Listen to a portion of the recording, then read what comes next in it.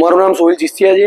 આજે હું અને અમારા ચિસ્તિયા ફાઉન્ડેશનની ટીમ અને ખંભાતના સ્થાનિક આગેવાનો ખંભાત સિટી પોલીસ સ્ટેશન ગયા હતા। અમારું ખંભાત સિટી પોલીસ સ્ટેશન જવાનું મુખ્ય કારણ એવું હતું કે ગઈકાલે ખંભાતના એક મેળાની અંદર અમુક વિકૃત માનસિકતા ધરાવતા લોકો દ્વારા સમગ્ર વિશ્વના મુસ્લિમ સમાજનું મહાન પવિત્ર ગ્રંથ કુરાન શરીફ અને અમુક કિતાબોના પેજ ફાડીને આ લોકોએ ખંભાતના લોકમેળાની અંદર એક ચગડોળમાં ઉપર જઈ આ ફાડેલા પેજને અપમાનિત થાય તે રીતે ઉછાળવામાં આવ્યા। તેની સાથે સાથે સોશિયલ મીડિયામાં વિડીયો વાયરલ કરવામાં આવ્યો। તેના અનુસંધાને ખંભાત પોલીસે ગઈકાલે આ લોકો સામે ફરિયાદ દાખલ કરી 4 આરોપીની ધરપકડ કરી।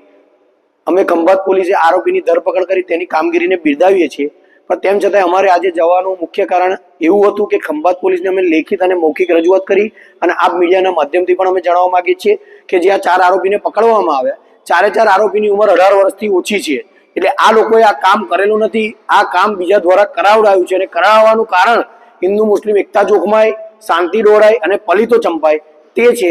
આ 4 આરોપીની ઘનિષ્ઠ તપાસ થવી જોઈએ। તેની સાથે સાથે ઘનિષ્ઠ તપાસ થયા પછી જે પણ આરોપીનું નામ ખુલે તે ભલે કોઈ પણ સમાજનો હોય, કોઈ પણ પાર્ટીનો હોય અને ગમે તેવો ચમડબંધી હોય, તેણે આ બહુ ખોટું કામ કર્યું છે। આ ઘટના બિલકુલ નિંદનીય છે।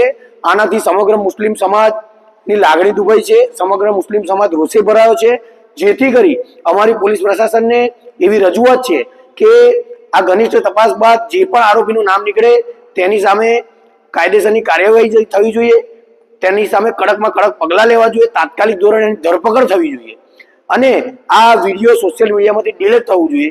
જેના માટે અમે ખંભાત સિટી પોલીસ સ્ટેશન ગયા હતા। ત્યાં અમને જવાબદાર અધિકારી તરીકે ડીવાયએસપી સાહેબ, પોલીસ ઇન્સ્પેક્ટર સાહેબ અને બીજા જવાબદાર અધિકારી મળ્યા હતા। તેઓ અમારી વાત શાંતિથી સાંભળી હતી અને અમને સાંત્વના આપી હતી કે આની અંદર અમે નિષ્પક્ષ તપાસ કરીશું અને જે પણ આરોપી હશે તેને કડકમાં કડક સજા થાય તેવી જોગવાઈ કરીશું, જેથી અમે પોલીસ પ્રશાસનનો આભાર માનીએ છીએ। તેની સાથે સાથે મારું જાહેર જનતાને એવું કહેવું છે કે ખંભાતની અંદર અત્યારે પૂરતો ચાંપતો પોલીસ બંદોબસ્ત છે, કોઈ પણ જાતનું છમકલું છે નહીં, બિલકુલ શાંતિ અને સલામતી છે, જેથી ખોટી અફવાઓ ફેલાવી નહીં અને ખોટી અફવાઓમાં આવવું નહીં। અસ્તુ, જય હિન્દ, જય ભારત।